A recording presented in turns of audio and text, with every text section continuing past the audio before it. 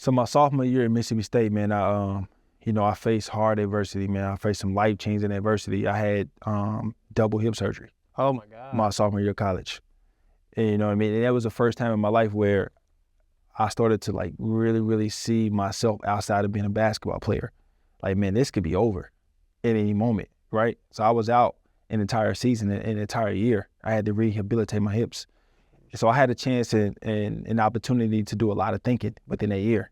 I had a chance to really, tap in with people and have conversations and start thinking about what was next. As people start putting the bug in my area that maybe you might not be a professional basketball player.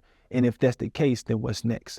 So that was the first time in my life that I really started to understand that, man, this might not be in the cards for me, is making money playing basketball. Okay. So, I rehabilitate and I come back as a third year sophomore, and I decided to transfer. I wanted to get back close to home. And it was a situation where I thought I was going to come home and, go down a level, maybe Western, Eastern Kentucky, Moorhead. Yeah. I knew that I was a high major player, but I'm like, let me go home, let me not run into the situation that I'm in now.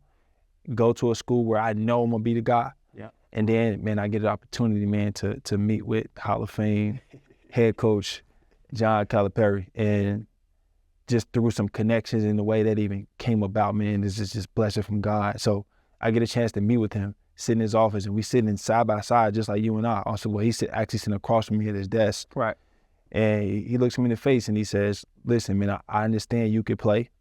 Like, I understand that you're a high major player. I understand, like, what your skills and abilities are. Right. But I want you to understand that if you come here, there's a likely chance that you might not ever play here. That's what he looked me in my face and told me, like, you can come here and there's a chance that you might not ever get on that floor because I recruit the best of the best. Exactly. But he don't know, Coach Cal don't know what what I'm built and what I'm made of. He didn't know. He didn't know. And he didn't know my plan. Nobody knew my plan, right? What was your plan, man? And my plan was to, if I could put that jersey on one, that made my dream come true. It was bigger than me scoring any points in the uniform, but putting the uniform on, running out to that crowded Rupp Arena. Take you back to third grade, fourth grade. Take me back to that time. So that was step number one. Like, man, even if I may not ever play, I'm gonna put that uniform on. So what that does for people in my community that I go speak to is, man, you can have a dream and you can achieve it.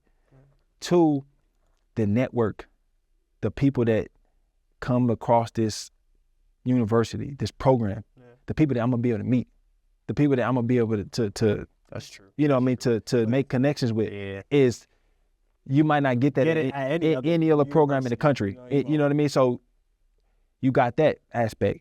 And then the third aspect is, I know I'm a dog. I know I can play. So I know once I put the uniform on and I get in practice, it's over with. He's going to see that I can play. And my teammates are going to see that I can play. So I proved them wrong. I played in the biggest game that I ever grew up watching, the Louisville, Kentucky game. Played in, got in several other games as well. Yeah. Played in, just some other, big time games that I wasn't supposed to be a part of. But first year, you win a title. First year, we win a title, man. I played with some of the best players in the world, and we won the national championship. So not only did I make my dream come true, but now you just put national championship in front of my name. So now when I'm in the deuce on stages, now I'm in the deuce on several places. You're always going to have that. I'm always going to have that. That's something you can never take away from me.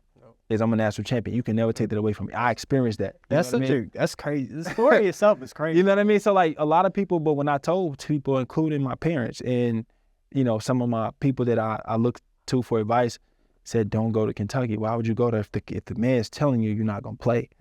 I had a plan, bro. You think it's I'm thinking so bigger than I'm thinking yourself, 10, 15 years down the road of like what that could be and who I envision myself being in. For sure, man. And then I'm sitting right here with you, bro. Man, what a story, man. Being a champion, like, walk me through, like, what was that feeling like? Because you got, Anthony Davis, you got these big time names you playing with, man. What was the feeling like just to man see the championship, come in Kentucky? Like, what was that feeling like? In Final Four, like, listen, like, bro, was that like? was the second half of that game was the slowest 20 minutes of my life.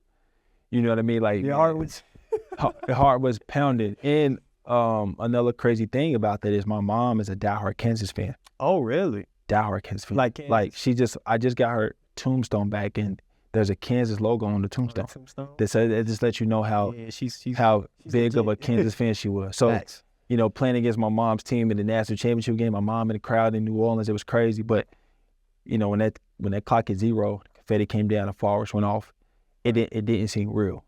You know, you grow up and you a sports fan, and you grow up and you watch this your entire life. You don't even think. You don't even think like one day you're gonna be in that arena. Man. You know what I mean? So when the ball clock hit zero, the ball went up, man, my guys threw the ball in the area, the confetti went down, man, the fireworks went off.